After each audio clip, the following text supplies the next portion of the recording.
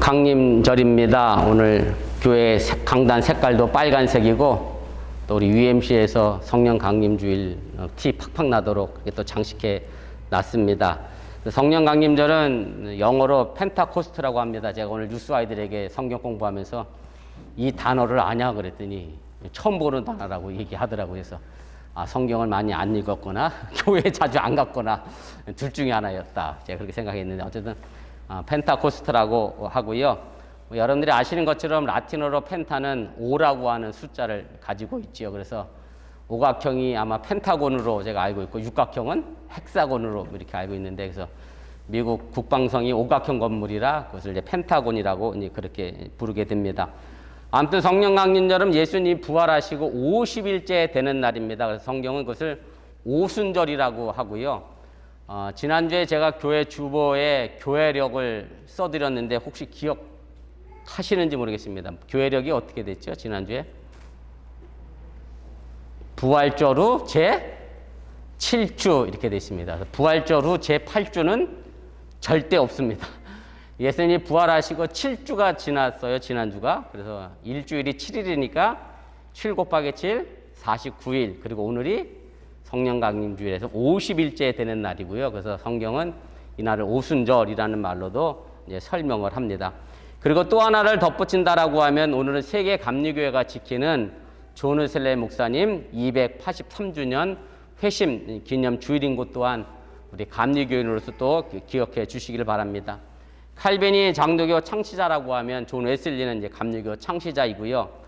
대부분 사람을 기념할 때에는 그 사람의 생일이나 혹은 뭐 죽은 날을 기념하게 되는데, 그러나 우리가 존 웨슬레이 목사님을 기념하는 것은 그의 생일도 아니고 그의 죽은 날도 아닙니다. 오늘날 우리가 존 웨슬레이 목사님의 이름을 기억하고 기념하는 것은 그가 바로 회심했던 날을 기념하는 것이고, 왜냐하면 존 웨슬레이를 위대하게 만들었던 것은 바로 그의 출생이나 그의 사망이 아니라 바로 그의 회심을 통하여 감리교회를 만들어냈기 때문에, 그리고 하나님을 만나고 뜨거운 성령 체험을 했기 때문에 바로 이 날이 중요한 날임을 여러분들이 기억하시기를 바랍니다.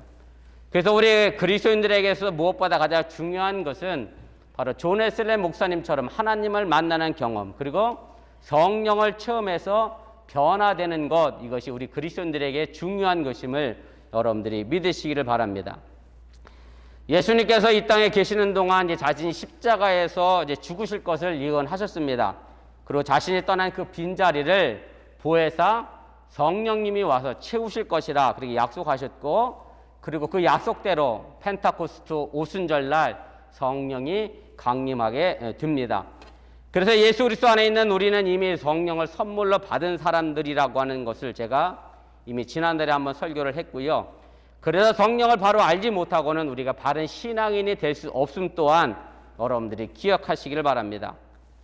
제가 앞서 예수님이 부활하시고 그 다음에 50일이 지난 오순절에 마가다락방에 성령이 임했다, 그렇게 말씀을 드렸는데, 그러면 이 사건 이전에는 성령이 없었느냐라고 반문한다고 하면 그렇지는 않습니다. 오늘 우리가 읽은 본문은 구약 성경의 제일 앞부분이죠. 창세기의 이제 천지 창조의 이야기에 관련된 그런 부분으로서 에덴 동산에서 일어났던 그런 사건입니다. 여러분들이 아시는 것처럼 창세기 1장 1절은 이렇게 시작을 합니다. 태초에 하나님이 천지를 창조하시니라, 이렇게 시작하고요. 그리고 그 다음 2절에 이렇게 증언을 합니다. 땅이 혼돈하고 공허하며 흑암이 깊음 위에 있고 하나님의 영은 수면 위에 운행하시니라, 이렇게 말씀합니다. 하나님의 영이 바로 태초에 하나님과 함께 계셨다라고 하는 얘기입니다. 그리고 요한복음 1장에 보면 태초에 말씀이 계셨다라고 하고, 이 말씀이 곧 하나님이셨고 이 말씀이 육신을 입고 이 땅에 오신 것이 성자 예수님이고, 그래서 우리 신학적 용어로 얘기하면 이것이 성육신 사건이고 영어로 인카네이션이라고 합니다마는, 아무튼 성자 하나님이신 예수님이 바로 이 땅에 몸을 입고 오셨다라고 요한복음은 또 전하고 있습니다. 그래서 우리가 기억해야 될 것은 성자 하나님과 성령 하나님께서 어느 날 갑자기 나타난 분이 아니라고 하는 얘기고요. 태초부터 성부 하나님과 함께 계셨다고 하는 사실을 믿으시기를 바랍니다.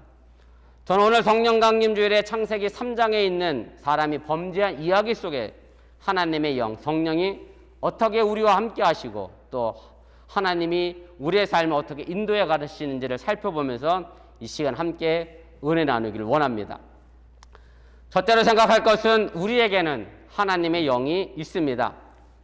하나님의 사람을 지으신 내용을 보면 하나님의 형상대로 지음받은 존재임을 분명히 하고 있고 동시에 우리는 흙으로 만드는 존재라고 하는 것을 창세기에서 증언합니다. 창세기 1장 26절 말씀입니다. 하나님이 이르시되 우리의 형상을 따라 우리의 모양대로 우리가 사람을 만들고 그들로 바다의 물고기와 하늘의 새와 가축과 온 땅과 땅에 기는 모든 것을 다스리게 하자 하고 이렇게 되어 있습니다. 오늘 이 말씀 속에서 우리가 주목해야 될 단어가 하나 있는데 그것은 바로 하나님이 자신을 가리켜서 우리라는 말로 말씀하셨다는 사실입니다. 우리라고 하는 것은 단수가 아니라 복수입니다. 하나님을 자신이 어떻게 보면 혼자 있는데도 불구하고 우리라는 복수를 사용했는데 이 부분에 우리가 주목할 필요가 있다라고 하는 얘기입니다. 우리가 하나님을 히브리어로 엘로힘이라고 하는 단어를 사용하는데 이 엘롬이라고 하는 단어는 항상 복수형입니다. 그런데 히브리 성경에서 또 가장 이상한 것 가운데 하나가 뭐냐면 복수형 다음에 나오는 동사는 뭐가 나와야 정상이죠? 한비가 눈에 보이네. 한비야, 복수형 다음에 나오는 동사는 뭘 써야 돼? 단수를 써야 돼? 복수를 써야 돼? 예. 대답을 못하죠? 부끄러워서가 아니라 알면서 못하는 겁니다. 복수형 명사 뒤에는요, 복수형 단어가, 동사가 나오는 게 맞는데 이 히브리어 성경에는 엘로힘이라고 하는 복수형 주어를 쓰면서 동사는 항상 단수로 쓰고 있다고 하는 사실에 우리가 주목할 필요가 있습니다. 이것은 하나님께서 바로 성부와 성자 그리고 성령의 일체를 이루시는 삼위일체 하나님을 우리에게 일깨워주는 말씀임을 또한 기억해 두시기를 바랍니다. 그리고 하나님의 1장 27절 말씀에 보면 하나님이 자기 형상 곧 하나님의 형상대로 사람을 창조하시되 남자와 여자를 창조하시고라고 되어 있습니다. 우리 모두가 아는 대로 하나님이 만드신 첫 번째 사람은 아담입니다. 이 아담은 첫 번째 사람 아담을 가리키기도 하지만 동시에 일반적인 명사로 쓰면 사람이 또한 아담입니다. 아담은 두 글자로 되어진 합성어인데요. 히브리어 담은 피를 의미하는 우리 육체가 가지고 있는 그런 피죠. 혈액을 의미하는 것이고 여기에 아가 덧붙여진 그런 글자입니다. 이 아가 중요한데 히브리어는 이 아는 알레프라고 이제 발음을 하고요. 일반적으로 숨소리를 말합니다. 그래서 알레프는 영어로 표기하면 흔히 말하면 숨표죠. 숨표. 악보에도 나와있는 숨표. 그 숨표에는 숨을 쉬어야 하잖아요. 그래서 숨표 앞으로 아담이라는 말로 이렇게 표기를 하고 있고요. 숨표가 작아서 화면에 잘 보일지 모르겠습니다만은 아무튼 아담을 영어로 옮기면 이렇게 표기를 해야 합니다. 그리고 이 알레프라고 하는 이 숨소리가 하나님을 뜻하는 엘로힘이라고 하는 단어 바로 앞에도 쓰여져 있는 첫 번째 글자이기도 하다라고 하는 얘기입니다. 그래서 아담이라고 하는 단어는 육신의 피를 뜻하는 담과 하나님의 숨소리인 아가 결합된 것으로 우리가 볼 수 있습니다.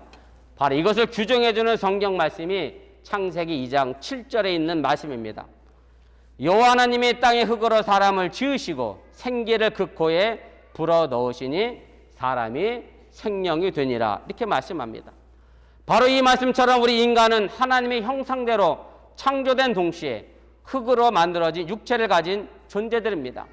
그런데 아담과 하와가 하나님께서 먹지 말라고 한 선악을 알게 하는 나무의 열매를 따먹었을 때 하나님은 죄를 지은 아담에게 그래서 이렇게 말씀을 하십니다. 너는 흙이니 흙으로 돌아갈 것이라 그렇게 말씀하게 됩니다. 그래서 우리는 우리의 선택에 따라 하나님의 형상과 같은 의미 있는 존재가 될 수도 있고 아담과 하와처럼 다시 흙으로 돌아가는 허무한 존재가 될 수 있다는 사실을 깨달으시길 바랍니다. 그리고 이 선택에는 자유와 책임이 항상 뒤따른다는 사실 또한 여러분들이 잊지 마시길 바랍니다. 제가 지난주 유스 성경 공부 시간에 유스에게 질문한 내용이 있습니다. 성령의 사역 가운데 하나가 성령 안에 있는 우리는 자유가 있다라는 그런 내용을 얘기하면서 그 자유의 의미가 뭐냐, 프리덤의 의미가 어떤 뜻인지를 제가 유스에게 물었습니다. 이미 유스도 이 자유의 의미를 잘 알고 있는데 뭐냐면 자유라고 하는 것이 내가 무엇이든지 할 수 있다는 개념이 아니라 내가 선택하는 것에 대한 책임도 함께 지는 것이 자유라고 하는 것을 우리 유스호가 알고 있었다는 그런 말씀입니다. 아마도 많은 분들이 이해하지 못하는 것 가운데 하나가 선악과의 열매를 따먹지 말라는 하나님의 명령일 거라 그렇게 생각이 듭니다. 애초 만들지 않았다고 하면 따먹을 일도 없었을 텐데 괜히 만들어 따먹게 하시고 에덴 동산에서 쫓아내는 일을 왜 했느냐라고 묻는 사람도 가끔 보게 됩니다. 그런데 여기에는 하나님이 우리에게 우리가 해야 할 행동을 스스로 결정할 수 있는 자유 의지를 주셨다고 하는 것을 보여줍니다. 다시 말씀드려 하나님은 사람을 하나님의 노예나 로봇으로 만든 것이 아니라 스스로 생각하고 판단할 수 있는 자유를 주셨다라고 하는 사실을 여러분들이 꼭 기억하시길 바랍니다. 그러나 이 자유는 분명 제한도 있음을 우리는 알아야 합니다. 다시 말씀드리면 하나님이 정해놓으신 금지 명령에 대해 순종해야만 이 자유를 계속해서 누릴 수 있다는 사실입니다. 우리 인간이 하나님의 명령을 지킴으로 스스로를 하나님의 형상답게 만들게 되면 하나님과 인간 그리고 인간과 인간 그리고 더 나아가 인간과 자연의 관계를 바르게 유지할 수 있다고 하는 말씀입니다. 그래서 우리는 항상 우리 안에 있는 하나님의 형상, 하나님의 숨소리, 하나님의 숨결, 하나님의 영, 성령과 교제하면서 우리에게 주어진 자유를 누리고 하나님의 영을 우리에게서 몰아내는 말과 행동을 하지 않기를 주님의 이름으로 축원을 드립니다. 두 번째로 우리가 선악과를 따먹은 결과를 알 필요가 있습니다. 오늘 본문이 보여주는 것은 인간이 저지른 최초의 죄의 모습입니다. 그리고 이것은 선악과를 따먹은 데서 이제 출발을 하게 됩니다. 그런데 여러분들이 이 부분을 읽으면서 이런 의구심을 한 번쯤 가져보실 수도 있을 것 같은데 선악을 아는 것이 더 좋을 것 같은데 왜 굳이 선악을 알게 하는 나무의 열매를 하나님이 먹지 말라고 하셨을까라고 하는 겁니다. 선악을 아는 것이 무엇이 문제인가를 우리가 알아야 하고 그것에 대한 질문을 던져봐야 한다는 말씀입니다. 실제 있었던 이야기는 아니고요. 제가 이런 예를 좀 들어보도록 하겠습니다.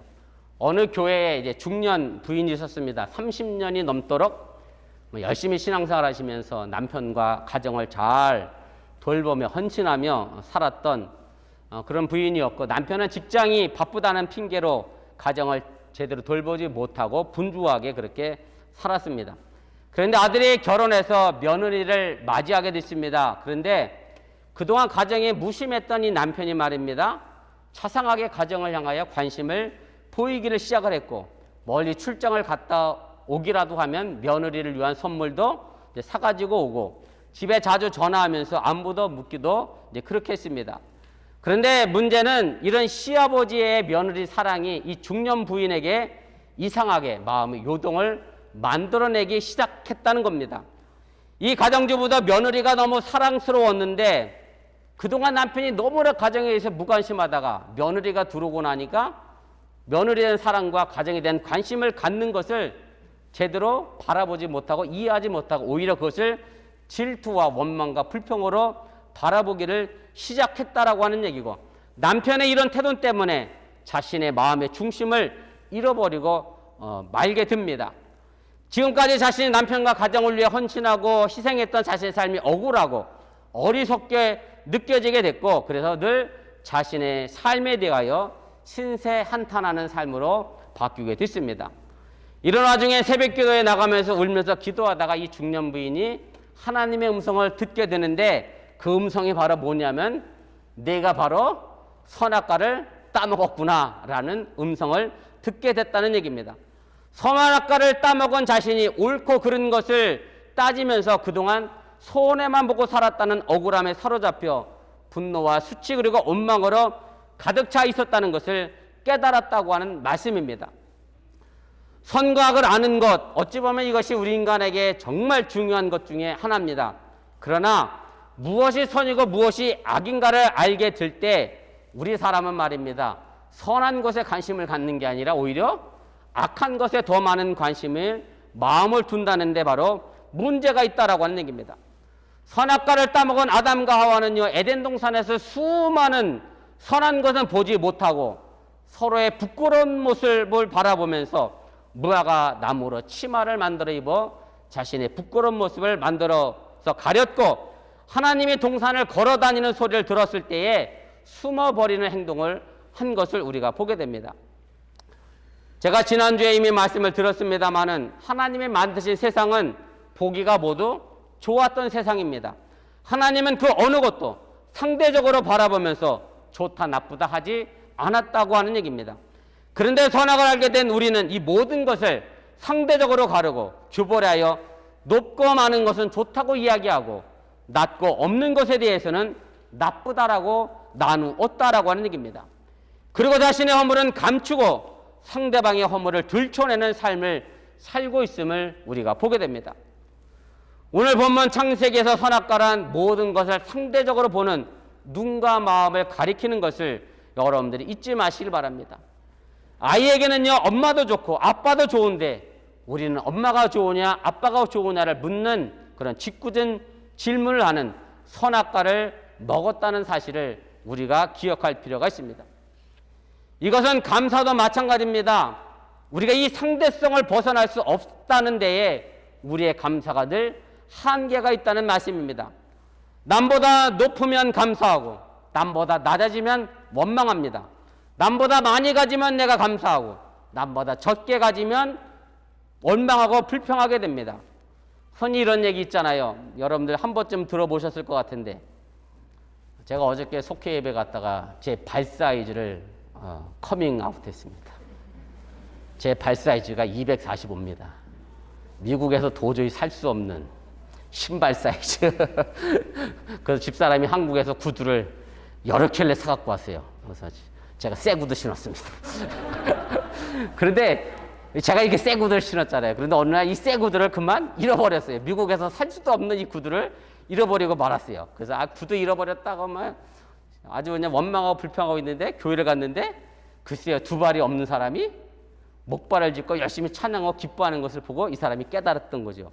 야, 나는 신발 하나 잃어버렸다고 이렇게 원망하고 불평하는데 저 사람은 신발 신을 발도 없는데 저렇게 기뻐하고 감사하는구나.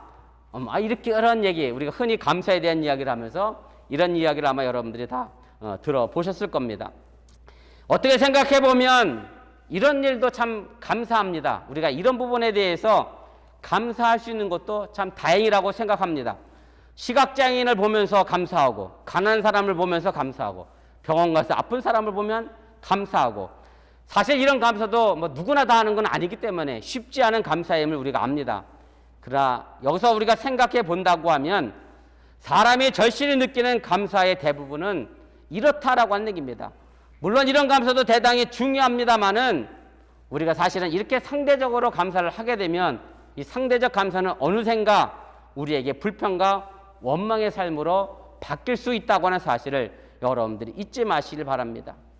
그래서 다시 말씀드리면 상대적 감사는 마치 내가 이 감사가 있었냐 싶을 정도로 사라져버리게 되고, 그렇게 되는 것은 결국 우리는 선악과를 따먹었기 때문에 이런 삶을 살 수밖에 없다고 하는 얘기입니다. 다시 말씀드리면 같은 양일을 하는데도 우리보다 잘 사는 사람들이나 높은 지위를 갖고 있는 사람들을 보면 우리가 불평을 하게 되지요. 같은 양을 먹는데 누구는 날씬하고 키도 크고 제 얘기하는 건 아니고요. 같은 양을 먹는데 누구는 키 작고 배만 나오고 뭐 이렇다고 해서 우리가 원망하고 불평한다라고 하는 얘기입니다. 그런데 알고 보면 우리가 느끼는 감사의 대부분이 이렇게 남의 불행을 통해서 감사하는 것을 알게 됩니다. 남의 불행이 나에게 행복이라고 하는 말입니다. 알고 보면 우리가 갖는 감사의 대부분이 남이 나보다 못하여 느끼는 감사라는 말입니다. 또 반대로 남의 행복이 내 불행이 되기도 합니다. 남의 행복이 나에게는 감사가 아니라 원망이 된다는 얘기입니다. 저 사람은 저렇게 잘 사는데 나는 왜 이 모양 이 꼴로 사느냐, 그렇게 생각하게 됩니다. 그렇기 때문에 범사에 감사하라거나 사도 바울의 말을 우리는 설득력 있고 감동적으로 받아들일 수 없게 된다고 하는 얘기입니다. 이 모든 것이 결국 우리가 먹은 선악과 때문임을 여러분들이 잊지 마시기를 바랍니다. 오늘 뱀이 우리 인간을 유혹하는 말 가운데 주목해서 볼 것이 있습니다. 그 첫째는 하나님처럼 된다는 말입니다. 하와는요 바로 이 유혹에 넘어갔습니다. 사람이 하나님과 같이 될 수 있다는 것은 불가능한 것인데 인간의 한계를 무시한 거짓말인데 하와는 이 거짓말에 넘어갔다는 얘기입니다. 사람이 하나님의 형상으로 에덴 동산의 평화를 누리며 살기 위해서는 자신의 한계를 알아야 한다는 말씀을 제가 이미 드렸습니다. 사람이 바로 이런 한계를 잃어버리게 될 때 무모한 생각과 행동을 하게 되고 한순간에 모든 것을 다 얻으려는 욕심에 빠져버리게 된다는 말씀입니다. 그래서 우리 사람은 하나님처럼 되려는 유혹을 이겨내야 함을 여러분들이 믿으시기를 바랍니다. 둘째로 진실을 왜곡하는 겁니다. 사람은 뱀의 유혹에 잘못된 것을 알면서도 결코 죽지 않을 것이다 라고 하는 뱀의 거짓말에 넘어가 아무런 두려움도 갖지 않고 선악과를 따먹게 됩니다. 결코 죽지 아니한다라고 하는 말을 다른 말로 표현하면 금지된 행동을 해도 절대로 괜찮다라고 하는 말이고요. 이것은 금지된 행동 앞에서 두려워하는 사람에게 두려움을 제거해주고 무모한 용기를 갖게 한다는 그런 말씀입니다. 내가 남의 물건을 훔쳐도 절대로 괜찮다. 내 생명에 아무런 영향이 없다라고 생각하게 되면 우리는 그런 무모한 행동을 할 수밖에 없다라고 하는 얘기입니다. 오늘날 정말 많은 사람들이 절대로 죽지 않아, 절대로 괜찮아 라고 하는 유혹에 넘어가 안 될 일을 하고 실패하는 인생의 삶을 살고 있음을 보게 됩니다. 우리는 하나님을 경외하는 것, 다시 말씀드려 하나님을 존경하면서 두려워하는 것, 바로 이 마음이 있을 때 신중하게 행동하고 판단할 수 있음을 여러분들이 기억하시고 선악과를 먹는 일이 없도록 항상 깨어있기를 주님의 이름으로 축원을 드립니다. 세 번째로 성령의 바람에 따라 움직이시기를 바랍니다. 오늘 본문 7절 말씀에 보면 에덴 동산에서 아담과 하와가 하나님이 먹지 말라고 한 선악과를 따먹고 자신들이 벗은 줄 알고 무화과 나무 잎으로 치마를 만들어 입게 됩니다. 그리고 이어 8절에 이런 말씀이 등장을 합니다. 그들이 그날 바람이 불 때 동산에 거니시는 여호와 하나님의 소리를 듣고 아담과 그의 아내가 여호와 하나님의 낯을 피하여 동산 나무 사이에 숨은지라. 선악과를 따먹기 전에는 바람이 불 때 동산을 거니시는 하나님의 소리를 들었다고 하면 아마 엄청나게 반가운 마음으로 달려나가 하나님을 만났을 겁니다. 그러나 선악과를 따먹고 난 다음에는 바람이 불 때 동산을 거니시는 하나님의 소리를 듣고 피하고 숨는 존재가 되고 말았습니다. 그리고 하나님이 물으실 때 아담은 하와에게 핑계하고 변명을 하게 되고요. 하와는 뱀에게 핑계를 대는 존재가 되고 말았음을 보게 됩니다. 하나님과 사람 사이에, 그리고 사람과 사람 사이에, 더 나아가 사람과 자연 사이에 벽이 생기고 말았다는 얘기입니다. 에덴 동산에서 부는 바람은 늘 같은 바람이었습니다마는 사탄의 유혹에 넘어가 하나님의 말씀을 어긴 아담과 하와의 모습은 변하고 말았다는 얘기입니다. 바람은 히브리어로 루아후라고 합니다. 바람은 눈에 보이지 않습니다마는 눈에 보이는 나무를 움직이게 하는 힘이 있습니다. 그래서 나무 가지가 흔들리는 것을 보면 지금 순한 순풍이 불고 있는지 아니면 강한 바람, 태풍 같은 바람이 불고 있는지를 잘 압니다. 우리가 바람을 비유해서 만든 말도 있잖아요. 열심히 춤을 추러 돌아다니는 사람을 가지고 뭔 바람이 나지요? 예, 춤바람이 났고 자녀들을 위하여 학교에 무릅쓰고 쫓아다니고 열심을 다하는 아주머니들의 바람은 또 무슨 바람인가요? 예, 치맛바람도 일으키며 다닙니다. 아무튼 이 바람이라고 하는 단어가 어떻게 움직이냐에 따라서 그것을 가지고 형상이 나는 말들이 있습니다. 그런데 이 루아라고 하는 단어에는 또 다른 뜻이 하나 있음을 여러분들이 기억하시길 바랍니다. 그것은 바로 영입니다. 하나님의 영, 루하우, 성령도 바로 루하우라고 하는 단어를 사용한다라고 하는 얘기입니다. 영도 바람과 같이 눈에 보이지 않습니다. 나뭇가지가 흔들리는 것을 보고 잠잠한 바람이 부는지 강한 태풍인지 구별할 수 있는 것처럼 사람의 행동을 보고 그 사람이 어떤 영에 의하여 움직이고 있는지를 우리가 알 수 있다고 하는 사실을 여러분들이 기억하시길 바랍니다. 사과나무에는 사과가 열리고 배나무에는 배가 열리게 되어 있습니다. 사과나무라고 아무리 우기고 말해도 그 가지에 배가 달리면 그 나무는 사과나무가 될 수가 없습니다. 배나무입니다. 사람도 마찬가지입니다. 마태복음 7장 20절에 이렇게 말합니다. 이러므로 그들의 열매로 그들을 알리라. 분명하게 말씀합니다. 성도는요, 성령을 따라 행동하는 사람들이라고 할 수 있습니다. 그래서 우리의 삶을 통해서 성령의 열매를 맺어야 합니다. 성령을 따라 산다고 하면서 분쟁과 시기와 분냄과 당짓는 것과 분열과 이단과 투기와 술 취함과 방탕이라고 하면 우리는 육체를 따라 움직이는 사람임을 스스로 증거한다는 말씀입니다.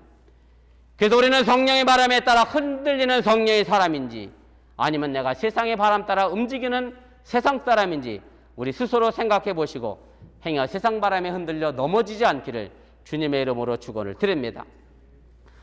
우리는 오늘 성령 강림 주일에 우리와 함께하는 성령에 대해 은혜를 나눴습니다. 하나님의 숨결과 생기를 받아 하나님의 생명된 우리가 어리석게 선악과를 따먹고 하나님을 피하는 아담과 하와가 되지 않기를 주님의 이름으로 부탁을 드립니다. 성령의 바람이 불 때 하나님의 거니시는 소리를 들을 때 반갑게 뛰어나가 맞이하는 저와 여러분들이 될 수 있기를 또한 주님의 이름으로 간절히 축원을 드립니다. 잠깐 기도하겠습니다.